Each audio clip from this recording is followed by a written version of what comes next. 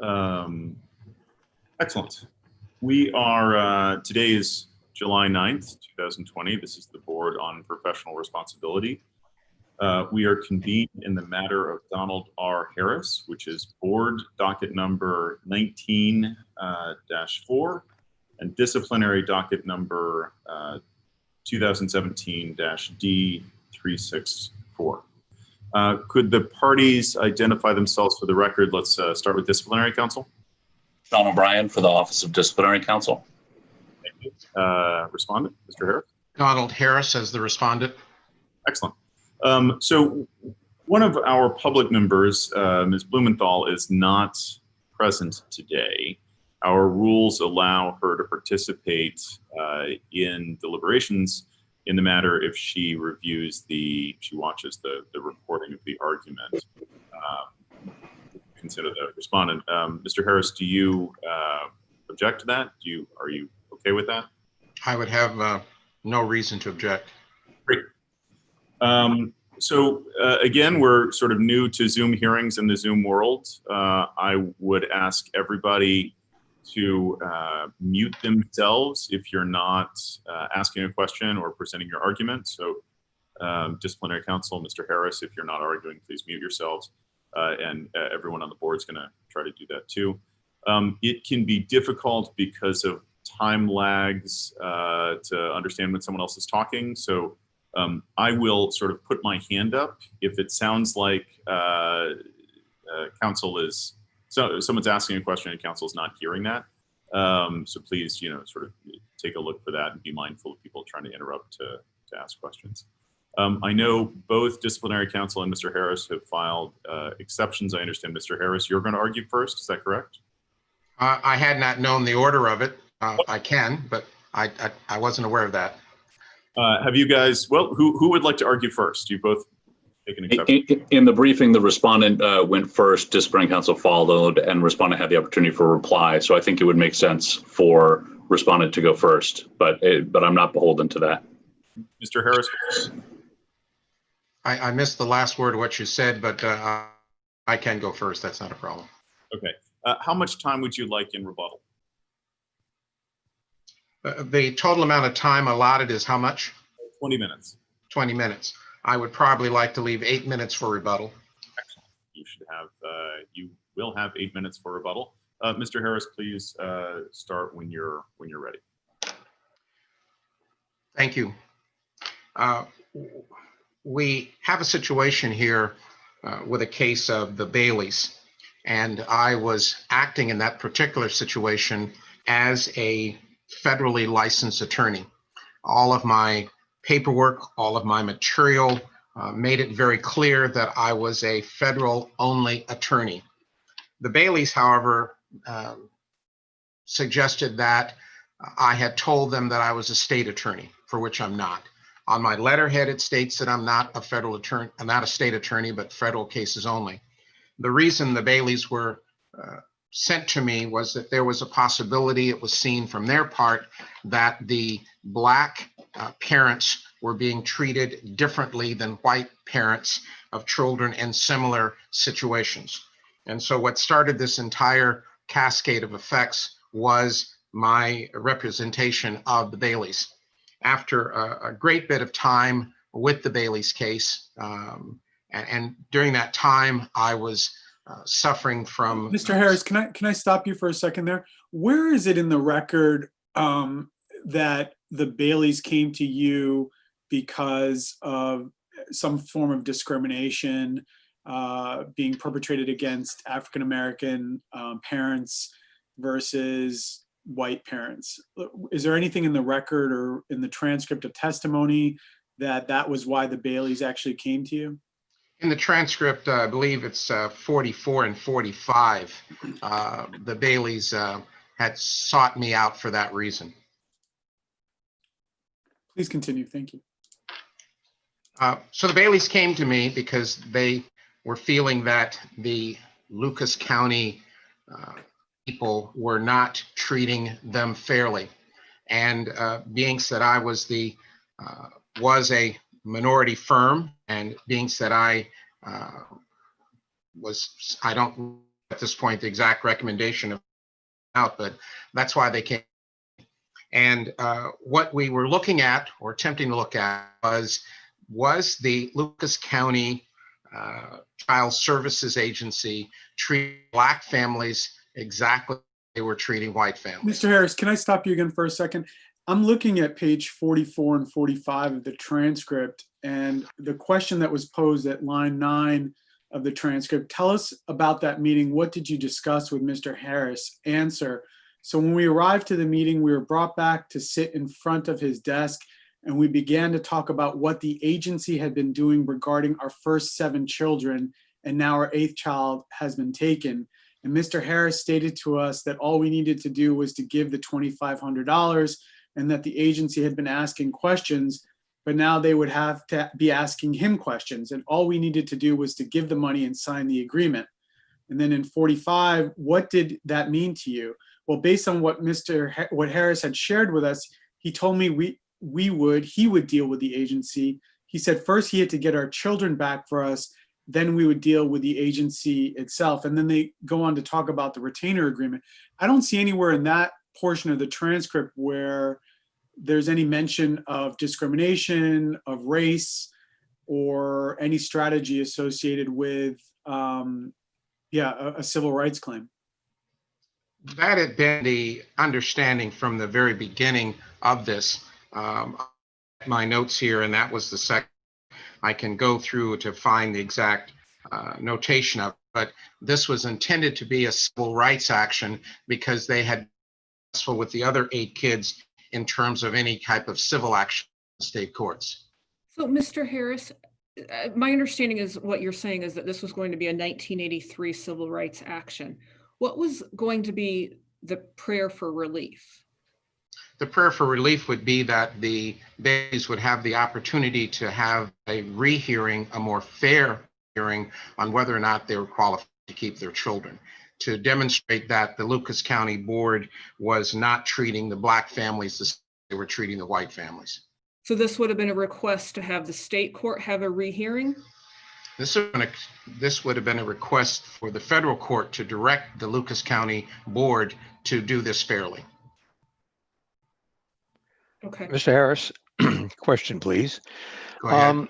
Yeah, your client came to you in a rather, from my perspective at least, unusual way. Apparently, they had no previous experience, and you were selected. I guess you could say out of a search, a web search. My question is, what led you to take this case at all? Given the circumstances, the matter of the issues at hand, why did you believe that you were the best person to handle this? I don't think I would have looked at it in terms of the best person to handle it. I was the only person to handle it. I was a Black attorney. We had a situation that was dealing with both, and that I would interpret their interpretation and also mine, that I would probably more diligently look at it from that standpoint. Okay, I understand, but in your mind, considering the relationship of the state in this situation, did that enter into your thinking? And was there any analysis of precedents as to the confidence level that you could prosecute this properly in the federal court? Earlier in my career, I had a case against the Sandusky Board of Education where we had to sue them. There was a minority consultant who was not being treated fairly, that Sandusky board. And I looked at that case as a pattern, this particular case. Now, that case was Alpha Community Services versus the Sandusky Board of Education. And in that case, we finally forced the Board of Education to do some type of, but that was only garnered through the fact that the federal court was requiring the Sandusky Board of Education to treat them fairly. So I looked at this case with the same thought in mind of how do I, from what initial investigation showed, how do we get the Lucas County Board of Children's Services to treat Black families the same. And so the research that Mrs. Bailey was doing and I was doing was research to see comparison of how they're handling the white cases as compared to how they were handling the Black cases. So the example case, or the experience you had with the Board of Education, did that have a state court ruling with it as well, like it did in this custody case? The state court had ruled in that particular case, if my memory is correct, that community services did not, that the Board of Education could freely hire or fire consultants at their whim. The problem with that particular case was that the Alpha Community Services had written up the contract of what was necessary to be done, and the Board of Education was going to take that plan and give it to a white consultant, which is what they did. Okay. And so I just want to make sure I understand the thought process here. So your understanding of the scope of your representation was that you would be filing a civil rights complaint, and the prayer for relief was not going to be to get the kids back to the Bailey, but you try to reform the agency? No, to direct the agency to provide a fair hearing for them. Based upon the evidence that the Baileys had provided me with, it should have allowed them to get all of their kids back. Despite the state court ruling on custody? That's correct. Okay. Could I, Mr. Harris, one of the charges that you were found to have, one of the rule violations you were found to have engaged in was intentional misappropriation.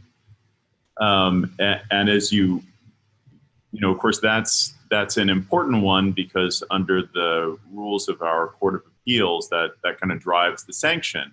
And if there's found to be intentional misappropriation, the presumptive sanction is disbarment. And as I'm looking at the hearing committee report in paragraph 18, it lays out that the money comes in on January 3rd, 2017, into an account that was not an IOLTA account, and then it goes out relatively quickly into personal accounts. I guess I wasn't sure I saw in your filing a response to the intentional misappropriation charge. And because that's one that is so important to sanction, I was wondering if you could talk about that. There was no intent to fraudulently misappropriate the funds. The procedure that was set up at that time was that I had to have an account to receive monies by credit cards. So it went into the credit card account, which is how it went. I did not know, or did not time how I could have had that money go into a trust account. I had to have that money go into a regular business account instead of directly in the trust account. I will admit that what should have happened at that point was that as the funds came into the trust account, as they into the account that was for the credit card, those funds should be taken directly and put into trust account. I will admit that that's what should have happened.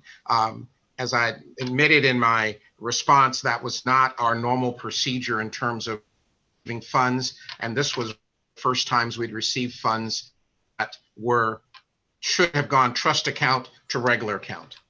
But it looks like, so the money comes in, and then $2,100 of it goes out to a Huntington National Bank account that ends with 8701, which is a business account for sort of ordinary business expenses of the firm. Is that right? That is correct. That is correct. Okay. Mr. Harris, I'd like you to talk a little bit about what your involvement was with respect to the items that your firm put together on behalf of the Baileys, including the chronology, the draft complaint, and so forth. I understand that you had an assistant who was doing the bulk of the work, but I'd like to hear from you in terms of what was your involvement in the work product. I didn't have an assistant doing the bulk of the work. I did the bulk of the work. I think I had an assistant who was acting as a scriber for that. He did not have experience of that, so he would on a daily basis spend 2 hours or more in front of my desk as we would go over that material. That was a daily occurrence. So end product was my product. He provided some cases and some other material, but that end product was my end product. If you'd like to take a couple of seconds to sum up, then we can hear from disciplinary counsel. I think that my comment to all this was, as I pointed out before, that my failure to communicate with the Baileys precipitated this. I understand that. The mediating circumstances that I pointed out was running blood sugar levels 4 to 500 range does cause cognizant impairment. Thank God I reached a point where I'm now to a normal range and I've gotten that under control. But were it not for the people that were helping me at that time, I don't think I would have survived that period of time. So I'm saying that there were some mistakes done. I don't think that in terms of this offense, it would rise to the level for disbarment. I think that what it happened, now looking back with a clear head, I'm amazed I got through the days at that time, because that was just where my condition was. Now I'm happy to report that I keep my blood sugar in the range of 100, which the doctor is very pleased with, and my head is very pleased with. That would be my summation. Thank you. Mr. O'Brien?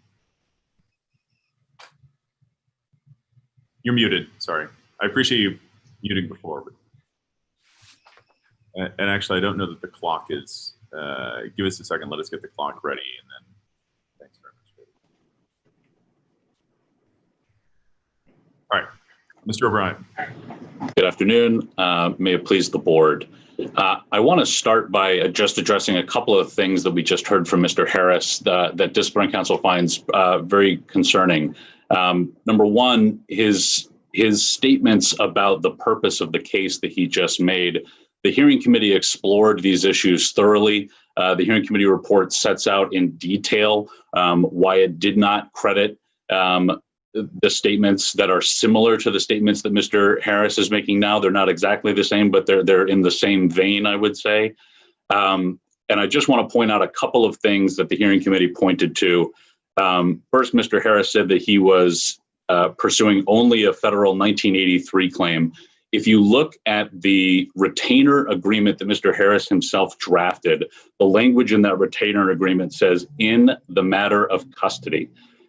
Second, in Mr. Harris's letters to disciplinary counsel, in his own words, he specifically said that the purpose of the litigation was, quote, to force children's services to return custody of the children to the parents. Yet, when he was asked at the hearing, was this a custody case, at transcript at 318, his answer was a definitive no. And the hearing committee explored those issues. I think they made findings based on substantial evidence in the record on those issues. And I just wanted to point that out before we get into the substantive issues that are here on appeal to the board. A hypothetical question about lawyers and retainer agreements and the scope of representation potentially changing. Let's say you had a client who came in and said, I want to sue my former employer to get reinstatement. I believe I was fired for retaliation under whistleblowing. So you draft a retainer agreement saying it's a whistleblower complaint. You do the research, you realize that there's no viable whistleblower claim, but there might be an age discrimination claim. So you start doing research on age discrimination where the net result is going to be reinstatement as well. Is that an unreasonable fee if you charge for that time and research? Even given that your retainer agreement says you're going to do A and instead you're doing B? Not in the hypothetical I think that you laid out. It's not. This case is different for a lot of different reasons. The most important being that respondent's own testimony at the hearing specifically laid out that he was not pursuing any kind of state claims or anything like that. He specifically testified he was waiting for the state custody issues to end before doing anything on this case. He specifically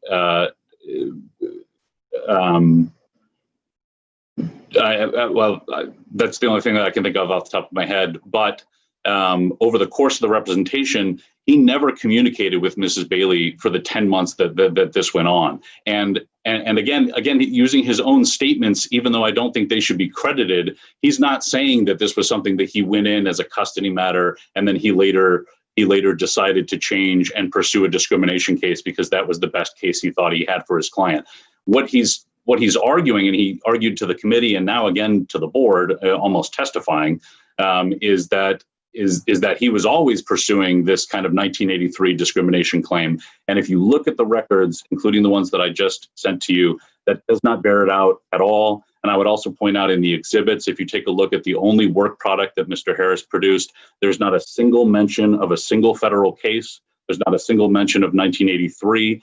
The only research that is done in those— But in the draft complaint, there's a couple of federal cases that he cited. You just cut me off as I was about to say no, that's fine. You just cut me off as I was about to say the only indication of 1983 is the one statement in the jurisdiction that says 1983 in the draft complaint that was drafted not by Mr. Harris but was drafted by his legal assistant.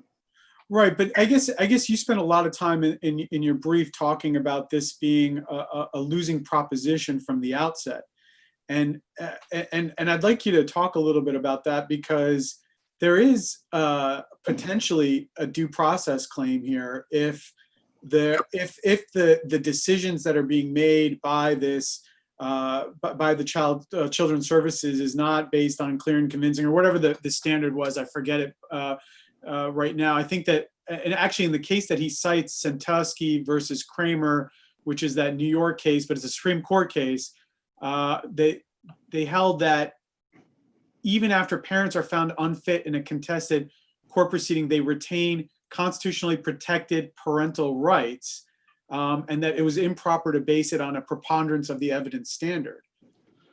And that was what the argument that he was making in the draft complaint, regardless of whether or not it's the assistant or him, that you can't, that the appropriate standard wasn't being applied and that it was being applied in a discriminatory manner. Sure. So to respond to your question, I want to first point out that Mr. Harris himself at the hearing, he said that he was aware that he could not have forced an overturn of the custody order because that was a state issue. And the cases that we cite in our brief go directly to that point that Mr. Harris himself recognized. Under the recognized case law, Supreme Court and otherwise, there's under the Rooker-Feldman doctrine and under the child custody exception, where federal courts essentially defer to the state court orders, the way to challenge the constitutional issue that you've just raised is in the state courts. A state court loser cannot, after the state court proceeding is done, cannot then go to a federal district court case to challenge the result. That's not true, and that's what Mr. Harris's own statement recognized. But I think that first, I think that it's a little bit confusing to me, at least, when you say, on one hand, that he acknowledges that he could not overturn the state child custody order, and at the same time, he is asserting a federal due process claim that is consistent with the belief that it is not forcing the overturning, or it's not trying to overturn that child custody order. It's a due process argument, right? So isn't that consistent, though, to say, hey, I can't challenge whether or not the state court order in federal court, but I can attack it a different way by saying that your due process rights were violated under the Constitution, which could affect, put pressure on the agency to either resolve the claim, resolve the case in a different way or some sort of settlement, right? We don't know, right? Because it was never brought. So what you just said is it could put pressure on the agency to do something. Certainly, as lawyers can take facts and issues that their clients present them with and try to come up with novel arguments in order to benefit their clients. And it sounds like what you're saying is that was potentially a possibility in this case. There was perhaps some sort of novel argument to be made. But I would urge the board to look at Mr. Harris's statements that we highlight in our brief on these issues. That is not what he was doing. And even if we give him the benefit of the doubt and we say that there was some novel, the hearing committee refers to a moonshot case. Even if you're talking about some sort of novel moonshot case, the statement, again in his own words that he gave to the client was, "I can get you your kids back." And when a client comes to a federal bankruptcy lawyer, which Mr. Harris is, and says, "I have a child custody issue," and that lawyer tells them, "I can get your kids back," without explaining anything about the novelness of his argument, or that there's generally prohibitions to him bringing this kind of case in federal court as he was planning to do, and just moves forward, there's serious problems with that argument. I hear what you're saying, Yeah. and I see how that then I see the argument there that is a violation of 8.4C, right? That's dishonest. I guess where I'm having trouble is seeing that gets you unreasonable fee finding, just because it looks like, as the hearing committee talked about, work was done, a complaint was drafted, a chronology was put together. And there wasn't a finding, and I don't know that there was evidence that the amount of work that was done was not enough to justify the $2,500 fee. I guess I don't really understand your argument that there was an unreasonable fee here. I understand an argument that there was an 8.4C violation, and as a result of that, the fee should be, sort of disgorged. But I don't get the unreasonable fee issue. With regard to the unreasonable fee, Disciplinary Council recognizes in its brief that this is not a prototypical case where, to look at a 1.5 violation, what the board needs to do is look at the work that was done, look at the value of the work, look at all of the factors that are listed out in 1.5. And we recognize that this is essentially, at least with regard to 1.5, it's a case of first impression in this jurisdiction. And that's why we cited to the Al Haq case from Colorado, which was an immigration case. And the reasoning there was essentially that where the lawyer took fees to handle a case that was effectively impossible, that was essentially unreasonable. And I think it's unreasonable almost in a colloquial sense. If a layperson, if a member of the public is listening to this argument today and they understand that the facts are that a lawyer promises a client essentially an impossible result and then collects a fee for that, that's unreasonable. And Disciplinary Council is making that argument with the citation to the Al Haq case. Is there clear and convincing evidence that respondent knew that he could not help his clients in the way that he, by filing this federal court case? Right, and I think what we would say is with regard to a 1.5, I don't think what we would say with regard to a 1.5 issue is that if the lawyer knows or should have known that it's impossible, it's still unreasonable. It can be both dishonest and essentially a fraudulent fee and still be unreasonable. On the other hand, you could also have, for example, if there were a lawyer who truly didn't know that it was impossible and just negligently told an immigration client that he could do something, or negligently told a state court custody, a client who's facing state court custody issues, that he could help them even though it's impossible, you could still have an unreasonable fee without it being dishonest. In this case, it's both. But wait, if the Baileys came in and said, hey, we've got this custody case in state court, we got an appeal going on in that case now, and we got a lawyer for that. We're wondering if there's a federal suit we could bring that would somehow help us here. And Mr. Harris had said, I don't know, but let me do the research. Let me kick the tires. And if there's something, I'm happy to do it. And then he did the research and, found that this is a long shot. This is a moon shot, whatever kind of shot it is. And he came back and said, here's what we've got. Would that be an unreasonable fee? No, I don't think it would, but that's not what happened here. No, I know. But the difference between that and what happened here, it looks to me, is all about the representations that were made at the front end, and that is 8.4C land. That is not your Colorado taking money to do something that the lawyer knows is actually impossible. It's taking money to figure out whether or not it's possible.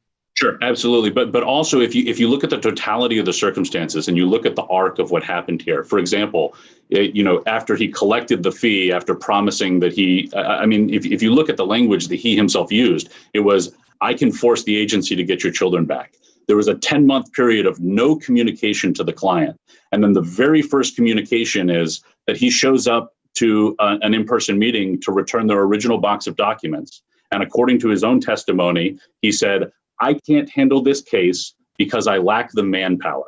That is not a situation where he looked at whether something was possible, he determined it was not, and then he explained that to the client.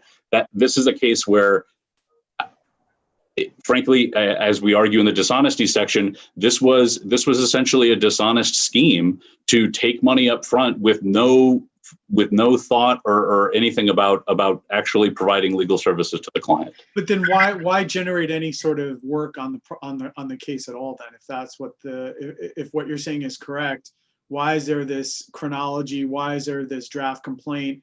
Why is there this effort to at least put together something? For what purpose then?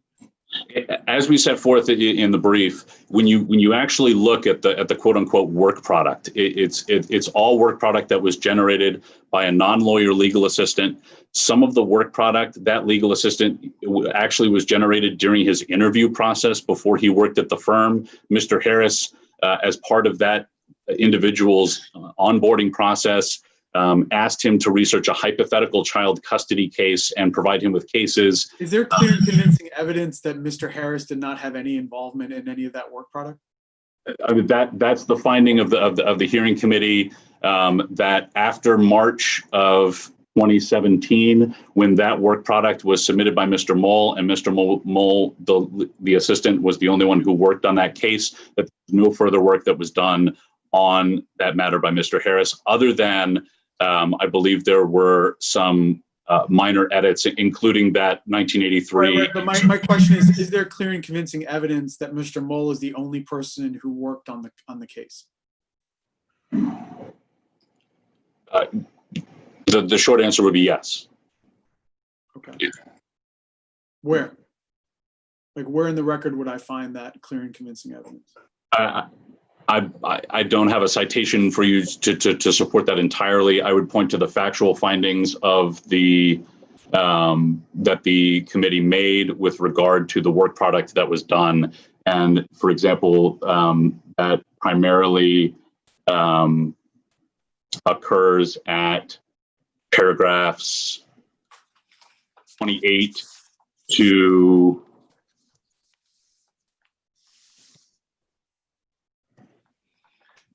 42 of the committee report. I do. Does that have to be? Does the hearing committee's findings also have to mesh with the fact that they also found that the fee wasn't unreasonable, though?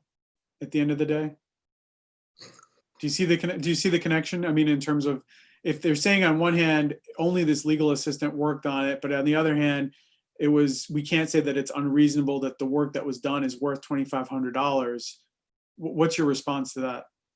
If I understand the question correctly, I think I would say that the legal conclusion that there was no unreasonable fee is not, it doesn't affect the factual findings that the hearing committee made that I was just citing to you.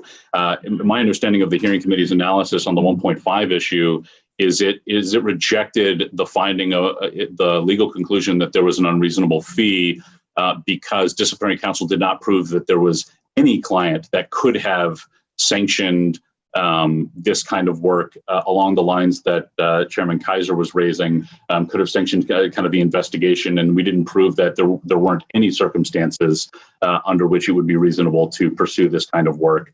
And we agree with that, and that's not what we're saying. We're saying under the facts of this case, it was unreasonable because of Mr. Harris's own actions. I do want to talk about the dishonesty that disciplinary counsel accepted to. This is a case where the hearing committee found dishonesty throughout the underlying conduct and the disciplinary hearing. It found that Mr. Harris intentionally misappropriated his client's funds to pay his own personal expenses. It found that he knowingly falsified his billing records and lied to disciplinary counsel about it. It found that he made intentional false statements to the board while his reckless or intentional false statements to the board while his disciplinary case was pending. And it found that he perjured himself at the disciplinary hearing by lying under oath. And notwithstanding those findings, the hearing committee nonetheless concluded that there was not clear and convincing evidence of an 8.4C violation. And I just wanted to quickly address a couple points on that. The first is that with regard to the finding about falsifying the billing entries and lying to disciplinary counsel about it, that finding on its own proves a violation of 8.4C dishonesty. In the same vein, the finding about the intentional misappropriation, if you look at the hearing committee's findings, although they didn't find it as a matter of law, was dishonest. Its findings on the misappropriation were that even though he knew those were client funds that he was required to hold in trust, the very same day that he received those funds, he, quote, calculatingly dispersed them to various accounts to cover his own personal expenses.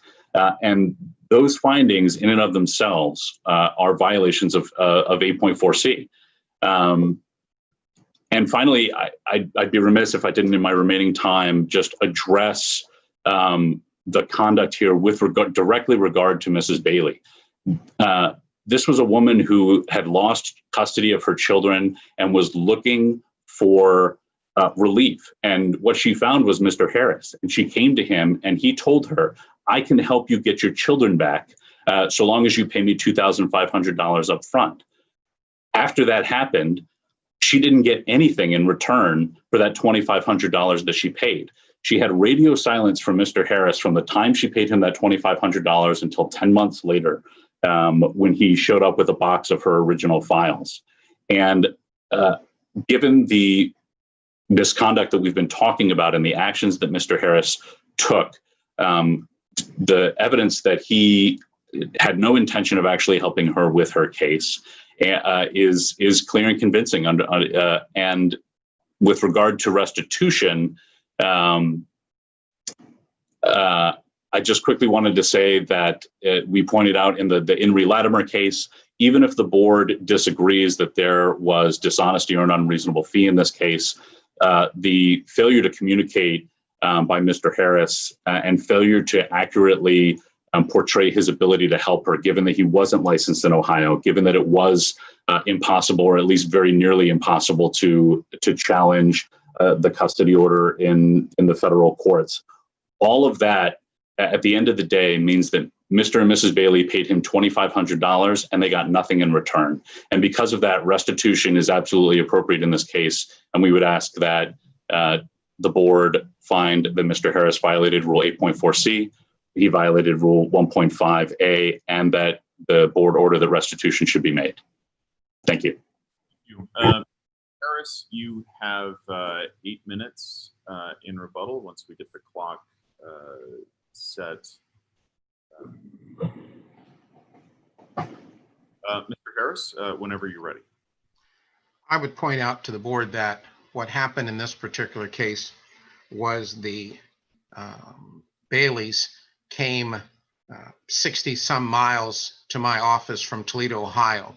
They came that 60 some miles because they needed a black lawyer who would understand that the actions that were done to them by a white agency were not being fairly done. We had said at that point that the only way that we could get their kids back was to show that this agency was not treating them fairly. The reason we waited until the lower court case was done was that we knew that the lower court case was based upon the rulings of that agency. So we were looking at it to make sure was the 1983 claim was, yes, the starting place, but really we were looking at whether or not this could have been a due process. Now, I had Mr. Harris, as I understand it, the appellate court issued their decision upholding the juvenile court's order, I think sometime in July of 2017. Is that correct? That's correct. What work did you do on this case after the appellate court issued its decision? At that time period, we were moving out of the case. At that period, we were communicating. We weren't communicating in writing. We were talking to the Baileys in terms of what could be their next step. Because even though the lower court had ruled against them, the fact that there could have been an underlying problem here. They were Black people in front of a white agency, and what could have been going on. I don't think that we looked at that in terms of my conversation with the Baileys as this being an impossible. We have looked as a Black group looking at the federal court to provide some relief for what should not have been an impossible situation. So from the very start, the research and other things were that this was not an impossible, but they said it was a Hail Mary type approach that looked at it. Mr. Harris, I'm looking at your invoices though, and I'm trying to see, I don't see any entries between March 14th, 2017 and when you met with the Baileys on Halloween of 2017. And as we just talked about the fact that the appellate court issued its decision in July of 2017, why, if you were speaking to Ms. Bailey after the appellate court issued its decision, did you not reflect that on these invoices? They weren't reflected on the invoices, no. Okay. Is there a particular reason why? Or? I think at that point, I don't have a good answer. Know that we were having some computer, but I don't think that would be the cause of it. They just weren't being reflected on it.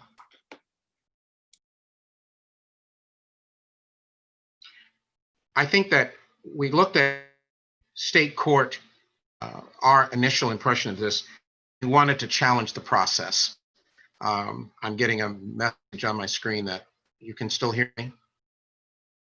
Oh, okay. So that was really, we were not trying to be reckless. If as Mr. O'Brien stated, intention was just to take this money from the Baileys, there would have been no reason to do the work that we did do on it. There would have been no reason to assign this and for me to supervise all as he was doing it. That was not the intention at all. Sometimes we look at this, and both in bankruptcy court and the other courts that I've had experiences, the role of a lawyer, my feeling and what I expressed to Baileys was we have to look at the role. Sometimes we have to change the law. And that's what we're looking at in this particular case. So there was no personal expenses for this. The monies was taken from the charge account and business account, not so much for personal expenses, but for office overhead. So I just think that in terms of the totality of this, it should not rise to the level of disbarment. There was no fraudulent actions at this. There were some mistakes made. Can we get the kids back? I think the bottom line to that would be, if this white agency took your kids, we have to fight everywhere we can to see if there's a possibility of getting the kids back. Is there a possibility of change? And that's what we looked at. So at that, I would close. Questions? Why did you ultimately not file the complaint that you drafted, or that was drafted by your firm? At that time, my blood sugar was staying in the 400s constantly. I was going back and forth between the emergency room and the office. So until I could get that under control, there was nothing I could do. I was at that point, I'm happy to report, on insulin 3 times a day. Now I'm on insulin once a week. So it was that drastic a change in terms of both my cognizant function and just my ability to function at all. As I mentioned— Mr. Harris, where in the record can we find the evidence of the disability you're speaking of at the time of your representation of the Baileys? I believe that should occur in my medical records that were provided. I think I was seeing Dr. Frankel during that entire time period. When were you actually diagnosed with anything related to any sort of cursing mitigation that you'd like us to look at? Any sort of condition that would support cursing mitigation? The original diagnosis was done in, I think, January of 2017 would have probably been the original diagnosis that this was going overboard, and that should be reflected in my Cleveland Clinic records. Mr. Harris, given that you had this, I guess, disability or this issue, medical issue, isn't it incumbent on you to do something to deal with the client and indicate that you are no longer able to prosecute the case? The answer to that would be yes, if I knew what was going on. But during that time period, I didn't know what was going on. It really took other people to tell me, hey, you're acting strangely, your memory's going, let's go to the emergency room. That's what finally pushed it over. I think, did I not have the people around me that I had, I'd be dead now. It's as simple as that. Right, but you're admitting, as I understand it, that you really were not able to do the job. And that did not occur to you? You were not cognizant of that during your illness, that you were not able to carry it out? No, I wouldn't have been able to evaluate that. I had some very good staff people working with me, which kept it going. But no, I don't think I would have been cognizant of that. During the same time period, were you still having an active bankruptcy practice? And I'm talking about in the 2017.